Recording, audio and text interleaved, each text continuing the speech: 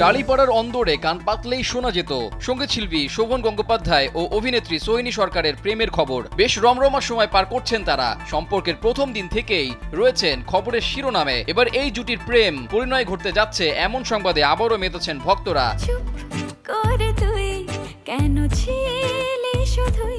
Model অভিনেতা রণজয়ের সঙ্গে live in সম্পর্কের ইতি টানার পর গায়ক শোভন গাঙ্গুলির সঙ্গে সম্পর্কে জড়িয়েছেন টালিউড অভিনেত্রী সোহিনী। কয়েক মাস আগে গুঞ্জন রটেছিল বিদেশে ছুটি কাটাতে গিয়ে বাগদান সেরেছেন এই যুগল। যদিও এই গুঞ্জন মিথ্যা বলে দাবি করেন এই অভিনেত্রী। 1 মিনিটে নগদ ইসলামিক অ্যাকাউন্ট খুলতে ডায়াল করুন *167#।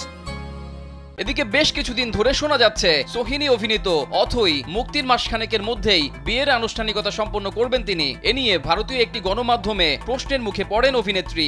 জবাবে সোহিনী বলেন, বিয়েটা হলে হবে আর কি, তবে বিয়ে হলে বিয়ের প্রিমিয়ার হবে না। সোহিনীর বিয়ে নিয়ে এমন মন্তব্য দেওয়ার পর জল্পনাকে আরো বাড়িয়ে দিয়েছিল। এদিকে ভারতীয় গণমাধ্যমের খবর, চলতি মাসেই গায়ক শোভনের গলায় মালা পরাবেন সোহিনী। ওই প্রতিবেদনে বলা হয়েছে, সোহিনী শোভনের সম্পর্ক নিয়ে গত 1 বছর ধরে সোশ্যাল মিডিয়ায় অনেক জল্পনা কল্পনা হয়েছে। অবশেষে সবকিছুর ইতি টানতে যাচ্ছেন তারা। আগামী 15 জুলাই 4 হাত 1 হতে চলেছে দুই শিল্পীর। আত্মীয় ঘনিষ্ঠ বন্ধু বান্ধবদের উপস্থিতিতে শহর থেকে দূরে প্রাইভেট প্রপার্টিতে রেজিস্ট্রি বিয়ে সম্পন্ন করবেন তারা।